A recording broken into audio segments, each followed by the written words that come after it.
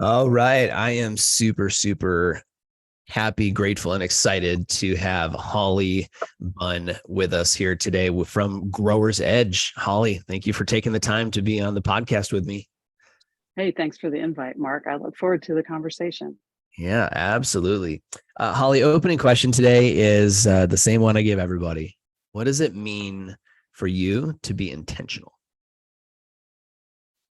For me to be intentional, and I'm going to respond to most of these questions, they'll apply both in my personal life and my professional life. I really don't see a difference. When I think about being intentional, in the simplest terms, is that it's not haphazard in the way that I approach what I'm doing. Not necessarily, have a predetermined outcome, but there's thought that will go into it prior to whatever activity that is. And I, think about just, like my personal health. It's not by chance, that I choose the certain things that I choose to eat or the exercise that I do.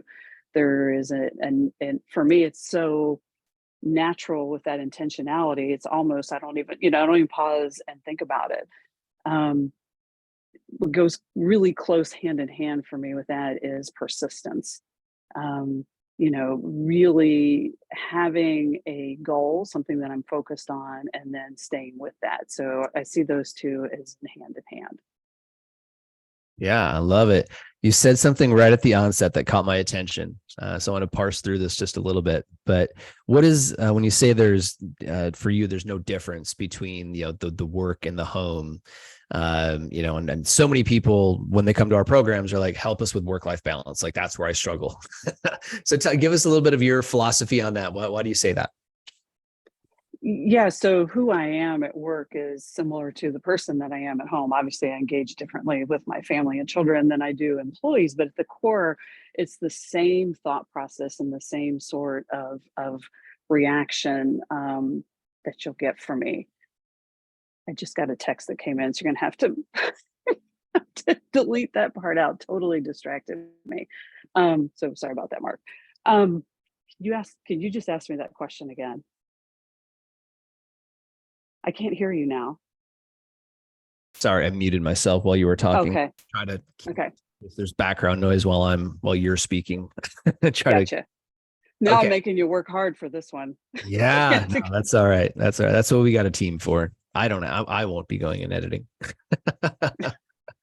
So let me just make a note though. First edit. Okay. So Hollie, you said, I want to go back to something that you said at the onset here, because there was you mentioned that about there being no difference for you between the work version of yourself and the home version of yourself. So talk to me a little bit about that, because to qualify that, what I hear from a lot of people coming to our leadership programs is we really struggle with work-life balance. I really need help with that. And so that seems like you got a little philosophy there. So talk to us about that.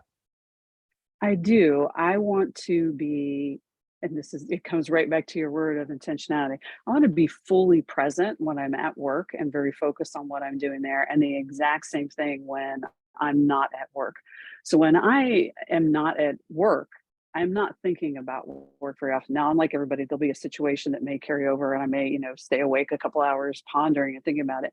But on the day to day, it absolutely does not come in and impact my home life because I do intentionally stay very focused with the people that I'm with to be present with them. So I literally turn off the switch, the work switch. When I wake up in the morning, I go at it hard and I'll go all day long. And at the end, it's done and I don't look back and I don't pick it back up until the next morning. I love that. And I would love for more people to master that. Has there been any sort of process for you to be able to build the capacity to be able to turn it off or turn it on? I know my 3 o'clock brain, sometimes 3 a.m. brain wakes up and it's like, right, I can't turn it off. But is there anything that you've done over the years to kind of help yourself build that capacity, that muscle to be able to do that? I'd say honestly, the first thing is give myself grace when I do have that occasional time that something lingers over and stays with me. So I think being very, understanding of myself as I am with others. And that's one of the things that I do is that I think, how would I react if I was talking to someone else, and then really carry that forward for myself. So when I'm, there with my children and they're wanting to tell me about their day, now they're more grown, so it's a very different type of conversation that we have. But in order to be able to be responsive and add value to their life and be connected, I can't be carrying on the thoughts that I have in the head about what do I need to do with this situation I have at work. So it was relatively easy for me when my children were young to say, I just have to be there with them. Now, clearly, I'll say on the other side of that is very defined on the work side of it, is that I have to be at work and I'm going to give it my full attention and then not be distracted. And again, grace when there's an emergency and, I have to leave early. That's just going to happen because my kids needed me. So it was, really just awareness. And I'd say at the root of a lot of the things that I do is seeking to increase my awareness about my impact on others. And Yeah. I've been through lots of different types of coaching and a lot of reading. And I, that it's kind of cliche, that feedback is a gift. But I look at feedback as keeping me true to the person that I want to be, to make sure I'm impacting people that I want to, because I can't always do it. I sometimes fail. I don't show up in my best version of myself, or I was still thinking about something at work. I wasn't really present. I ask for feedback so I can really meet the person that I aspire to be with the help of others. Yeah. That's a beautiful description and I love it. And I'm going to leave that right there. I want to talk about this next thing. So most organizations that I have been running into around the agribusiness space are struggling with talent retention. Whether that be in the retail space, manufacturer space. I'm not sure how it's, AgTech maybe is a little bit early to tell in some ways, but what are you guys doing at Growers Edge to be intentional about retaining talent and growing your talent base? And to your point, it probably is a little bit different in the ag tech, space than it is the other agriculture. And having grown up on a farm, I'm very sensitive and understand the other side of that as well. But I do see, a difference because there is some attraction just to be a part of something that is a little bit new, cutting edge that you might put into ag tech and can give you an ability to retain people. But it doesn't necessarily mean that people are satisfied and want to be in that type of job. So that's one of the things that I really look for, is to learn, what do people want to do? What do they aspire to do? And is it a good fit for what we have? Because I can't just shift and create the position that you're looking for. This is the job that we have, and spend a really good time prior to coming into the organization to understand, what are your dreams, your aspirations? What are you seeking to influence? And does that line up with what we are seeking to do for that role? So I'd say at the core of it is really spending enough time with individuals prior to coming to the organization to make sure that our aspirations, excuse me, line up with their aspirations. Yeah. Then once they're here, I think we are very intentional as an organization. But it's unique when I would, talk about the ag tech space, because there is a lot of business side of it, not just the technology side of it. So we attract business leaders, or people that from the business that want to learn more about the technology side of things. So there's a give and take as you think about the different types of folks that you bring in and what is of true value to them. So every year we do an assessment, take a look at what our benefits are, and make sure that we keep those in tune with the people that we have and the folks that we want to retain in the organization. So again, it comes back to that feedback rich environment. What do you like, and what's their favorite benefit? What comes to top of mind? So we know what those are, and make sure that we can keep those. And sometimes we have to sacrifice something else. Being a relatively small company, we can't offer everything. So we really work hard to balance that out and make sure that what we believe is of most value actually is of most value. Yeah. I love the fact that you're actually ground truthing what's important. I think a lot of leaders think, hey, this is going to be a great idea, let's go, let's roll this way. and let's do this. I think that's where a lot of like the bean bags and the ping pong table things of like the early 2000s came from. Right. Right. Hey, Yeah. this company did this and they posted it in Fast Company. And so I think that's going to be a good idea. Let's, and then all of a sudden, the ping pong table industry took off because people are putting this in, corporate offices all over. And the reality was nobody really cared. I mean, it wasn't about the ping pong table, right? Like, let's be honest. So Right. actually ground Right. truthing it. I'm curious, like super curious. Are you finding anything? Are there any trends that are interesting that you're saying like, this is what our employees are telling us? This is what they're really valuing. What's coming through for them? You know what stands out, and it comes back to that earlier comment you made about the work-life balance, is there's a lot of conversation about a year-round 4-day work week. Oh, wow. And that's something that we, are taking under consideration. Um, and it's important to, we always talk about generations, but I think it's important to every generation, no matter where they are, that Yeah. they do have that work-life balance. And, can you run an organization and meet your objectives, with a 4-day week? And what does that day look like? Is it truly, is it a 10-hour day or is it still an 8-hour day? So those are some of the things that we're wrestling with as we look at considering, balancing the needs of what the organization can do versus perhaps what, all the employees would like. Mm, yeah. Yeah. That's super interesting. Uh, when we were first building our business, I mean, we just had an unlimited PTO was the name, right? And it's like we were a small team. I mean, half a dozen people pre-COVID, and we just said, hey, we're all adults. Everybody's educated. Everybody wants to be here. I mean, those are the first, and that's some of the stuff you talked about, right? Like, is it a good fit? Do we have the same aspirations? Are we pulling the same direction? It's a little bit different when you get people that are resentful of being there. Of course, they're going to take advantage of a policy like that, which is why I believe intention is so important. But it also, to run an intentional organization, I think is actually more challenging in many ways than maybe a traditional organization that just solely relies on systems and processes and like hard, HR lines to, this is how you can, and this is how you can't. But the policy was like, just don't let it interfere with anybody else's time. Right. So if you are going to go take a week vacation, great, prep your team, right? Make sure that everybody else around you is ready for you to be gone. That's part of the job if you want to continue to have this kind of a system. So that's interesting. The 4-day week thing is interesting to me. I wonder how many people would work Friday anyway, even if they Right. right. So Yeah. what about I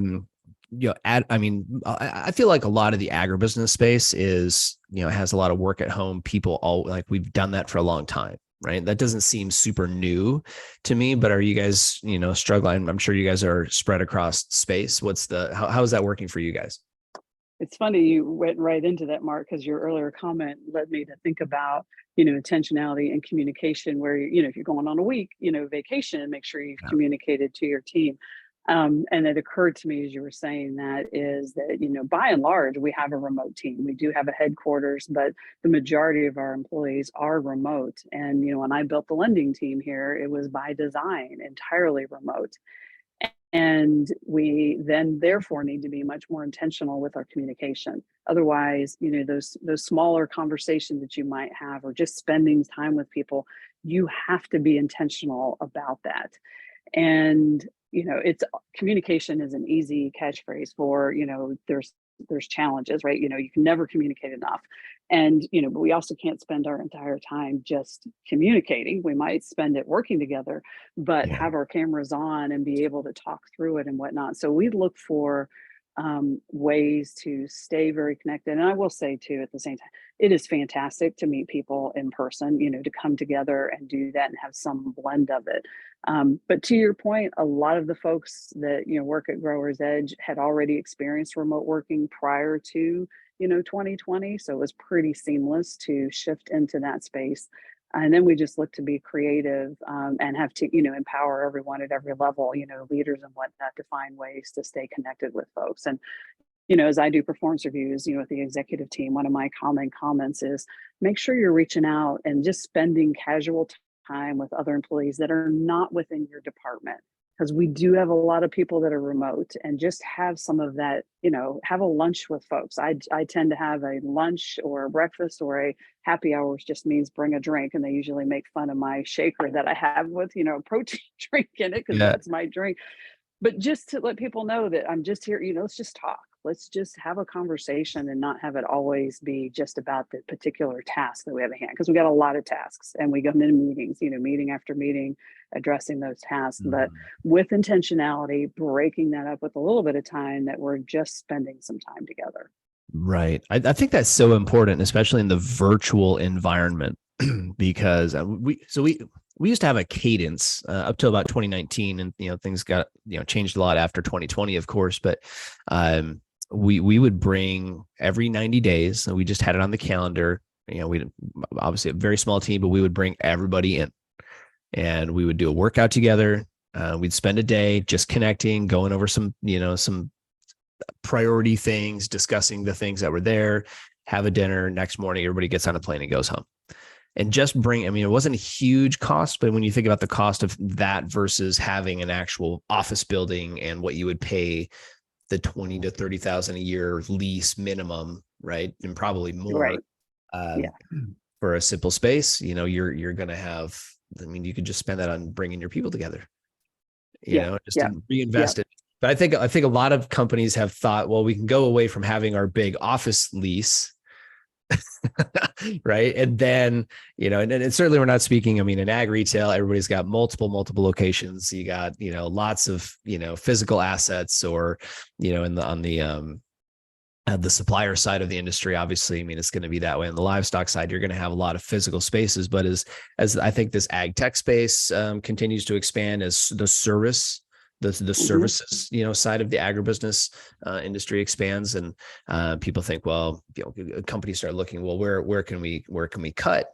Well, okay, sure, maybe you can cut back on commercial space. That seems to be the trend across the country in all industries right now. However, like that doesn't, I don't think it all just gets to go to the bottom line, right? Like it's some part of this has got to be bringing your people back together for intentional time and connection.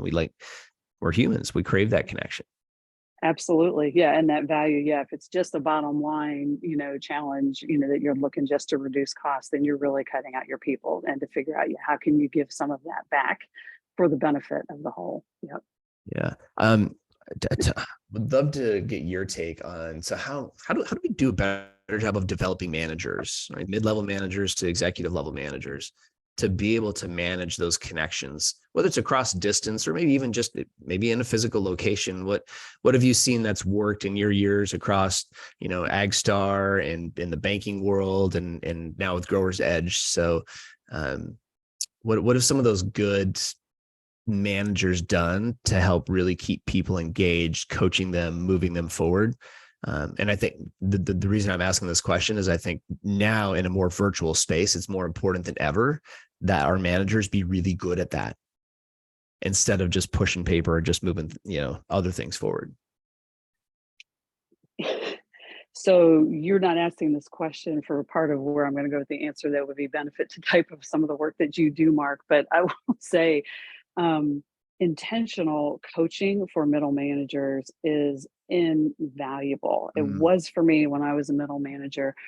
I desperately needed it. When I talk about that lack of self-awareness, where are those blind spots? There were some things I was really, really good at. There were some things that I wasn't, but I was able to ignore those things that I wasn't good at, or dismiss them, as opposed to, as I continued to increase the responsibilities that I had as a leader, to learn about the impact of those, and they would really hold me back. So the first thing that I suggest is some sort of coaching. It may come from just within your organization. It doesn't necessarily have to be outside, but really having an objective peer group or intentional coaching is absolutely at the top of the list for me. love Um, it.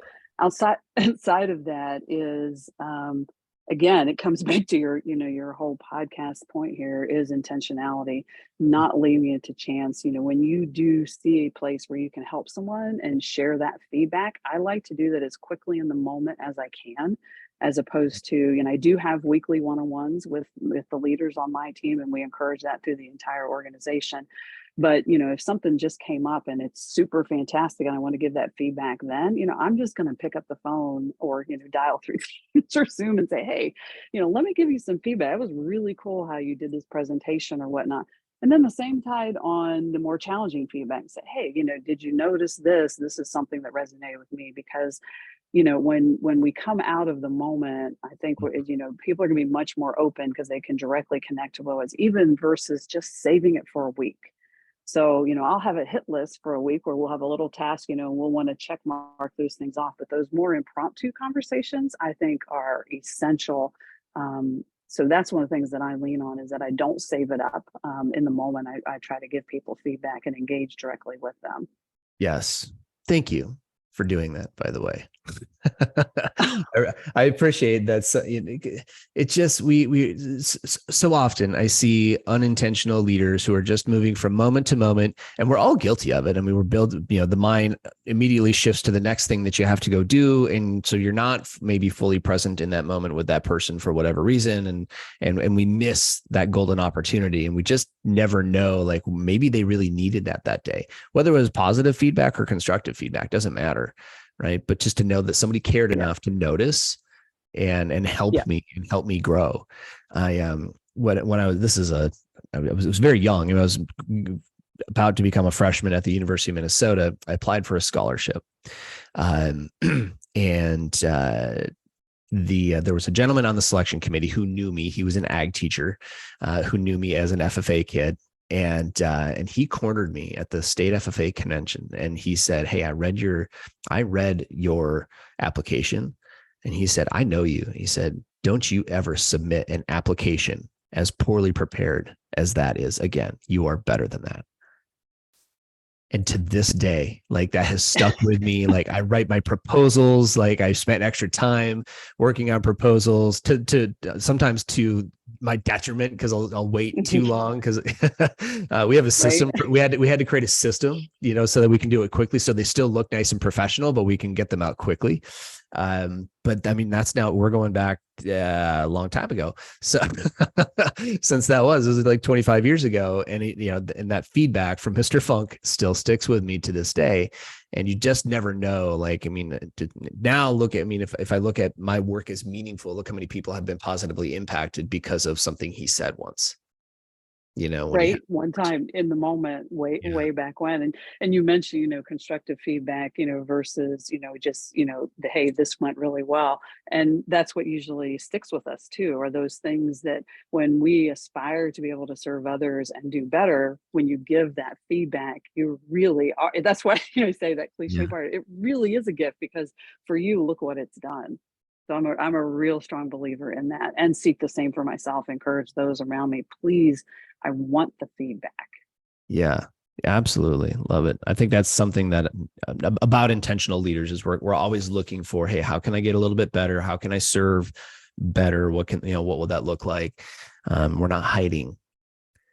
I know, and I won't speak about women, but I know a lot of my fellow men hide when it comes And to we this. all want to from time to time. I mean, you're right. I mean, there's times when I certainly would rather just do that. But in order to fulfill what I really aspire to do, I can't stay there, but for a brief amount of time. But do I also go there? Absolutely. Yeah, absolutely. Okay. Let's talk a little bit about culture real quick. So, to me, it's something that we have to intentionally create. I'm just curious on your take. How do you go about creating an intentional culture within which your people get to work? When I share with the organization about culture, I really start with what is valuable to me, what matters to me, and what type of environment I want to engage with. Just like I share, where I want feedback. I'm looking for a feedback rich environment. And one piece that is important, that it's not just about what I think, but really also gaining feedback from the organization. At the role that I'm in right now, it is an interim role as CEO, and there was an impact on the culture when I came in, just by virtue of being me, right? Just being different. Didn't make it better or worse. It's just different. So it was important to share with the organization what matters to me, what's important to me. Why do I show up the way that I show up? Doesn't necessarily have any intentionality to shift the entire organizational culture, but there is a change there, and people want to understand that.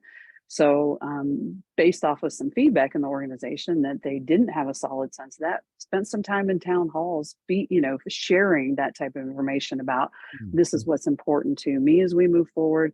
And then taking it steps further, making sure that we are communicating with our board. This is what's important to them, and how translating into how do those things impact the culture of the organization. Do we need to move quickly? Do we shift? Do we set a path and we stay on that path, or will we change as new information comes in? And being a startup, right? So I came from organizations that had existed for 100 plus years. So a book that I keep handy is The Lean Startup. So it's sitting there all the time and I'm looking at it. So I can remember those things about that, I might more naturally fall into a thought process for a long legacy type of organization versus the one that I'm sitting in here today, and to try to catch those for myself. So those are the types of things that I like to bring forward within the culture of an organization. Lovely answer. And talk to me about town halls, because I thought that was really interesting, to create that listening space. When I'm envisioning a town hall, at least I'm envisioning a listening space. So can you tactically, just for people listening, can you talk us through how that works? Yeah, so during the transition when I came into this role, and of course people just wanted information, I recognize we have a monthly all employee meeting where we give updates to the organization and where we are with our products.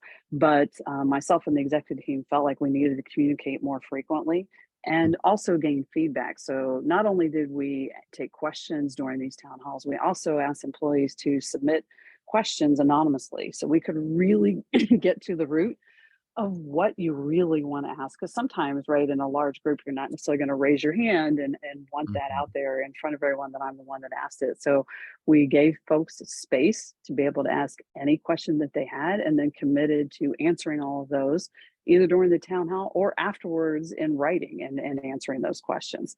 So it was a conduit to be able to increase communication both directions. Now, we don't have those continuing at this point because it can get to where you're just repeating on the same, topics and whatnot. But there's a point in time in the organization where we felt that it was really critical that we increase that type of communication. Hmm. I think that brings a lot of certainty to people, right? I mean, in giving them the space to hear the answers. I don't have to like the answers, but at least now I have information, and then I can now I know where I'm going. Exactly. And as I say, you're exactly right, because it is certainty. Here is the answer. Doesn't mean you're going to like it. And it's typical. Somebody's going to like it and somebody isn't. That's okay. But at least now you've heard it. We've communicated, and then continue to dialogue on that. Mm-hmm. Yeah, I love it. In our work, we actually differentiate between certainty and confidence. Certainty, we believe, is a leading indicator of success in our thriving leader work. And so basically what that means is when I show up with a greater level of certainty, I know that I belong in the conversation. I know that I belong here. I know that I'm going to be okay, right, in this role. Confidence, I can BS, right? I can fake that. You're not wrong. Yeah. The CEO Yeah. can fake Yeah. confidence, right? Yeah. Yeah. But it doesn't mean that the P&L looks good, right? Or that, Correct. that they know where they're taking us. And so ultimately, as humans, like eventually we feel that out. And so, Absolutely. I love just having a space, like hold the space. I call it holding the space. And sometimes I get to hold the puke bucket out in front of people and just let them like get it out. Right. Yeah. And then we can move on. That's part of my job as a leader, is to help people heal just a little bit. Right. So that we can move. Yeah, and we all talk about that sometimes you just need to vent. You just need to get it out. You need to have a trusted confidant or someone that's disinterested or objective, such as a coach, that you can just say these things and articulate it and then move on, leave it and then move on. So yeah, absolutely. And I find myself in my current role, it's challenging, as I think about that. So I usually have to look for an external, because when I vent, I don't want people to put too much weight in it, because I just want to say this and then just be done and move on and get back to the space that where I need to be. Yeah, I understand. I have played the role of priest to many an agribusiness leader over the last decade. So at all levels, by the way. Excuse me. I mean, sometimes we just have salespeople that just need to offload, right? Absolutely. And not get the Absolutely. work, like the work just for them can't move forward until they feel better about this thing that's getting all their attention. And that's part of the messy side, right, of the leadership space. So Absolutely. Hollie, in our last few minutes, I want to do a little bit of a speed round. I just want to see if we can get through a few of these questions and just, share some of your thoughts on this. And so you mentioned a book, The Lean Startup. I'm curious, are there any other books that leaders ought to be reading this year? Oh, this year. Another book that I keep in front of me there that lean is also Good to Great. So there's really important lessons there. It's not a new book, but that's one that I really, moving from good to great is super important to me. So I always pull that out. And another classic is The Leadership Pipeline. Where am I with my leadership? What got me here, and how do I need to shift of where I am today? That's also kind of, like I say, another one of those work Bibles that I pull out and look and say, oh, I'm in a different role, and these are the types of things that I need to be thinking about. Might be easier for me to think about these other perspectives, but this is my current assignment, and where do I need my headspace to be? So I there's a couple books that I receive in the mail from some publishers, and I read through those, but those are just some of the classics that I hold on to. And I'm a voracious reader. I like to read usually about 3 books at a time. And my friends that are in the book clubs, they call the books that I read for work is my self-help books, because I'm always looking Yep. to improve myself. But I'm like, these, I wouldn't call them self-help, but we get right down to it. They're probably right. They really are self-help books. So Yep. I didn't give you any new current ones because I really, like I Yeah. said, I just read through those quickly, but then those are the ones that I think are classics that I come back to help me in the everyday. I love it. One of the reasons I love the question is because we all have our unique angles. Like, we all interpret that data differently. It's all helpful. And a lot of this, I mean, if we're being honest, I mean, a lot of this is repeat ideas. It's just new people putting in their perspective, right? Going back and now reading the Old Testament, like, man, this has been being written for a long time. No, I think you're absolutely spot on, because when and if you read, you read a lot, you absolutely see the same patterns in there. Occasionally you find something like, hey, that's a whole new perspective. I really want to, spend some time thinking about that. But then I also really like historical fiction. I just cannot get enough of it. So a favorite book that I'm reading right now is The Secret Life of Sunflowers. For anybody that's like, I almost want to quit my job for a few days so I can finish reading the book. So, but like I said, I like to read a couple of books at the same time. So that's a really, and I like to learn. So that's where those historical fiction can help make me think through and pick up something new that I didn't know previously. Mm-hmm. I love that, by the way. We've been taking we have a long drive to and from school to drop my kids off. And so I think last year we crushed like 3 different fiction series, on Audible. Mm-hmm. Mm-hmm.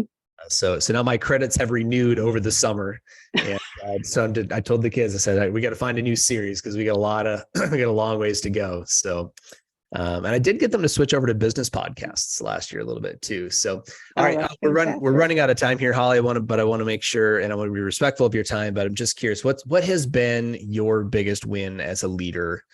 I think that'll be a good one to finish up on here. So I'm just curious, what's been your biggest win, one of your big, or at least one of your big wins over the years?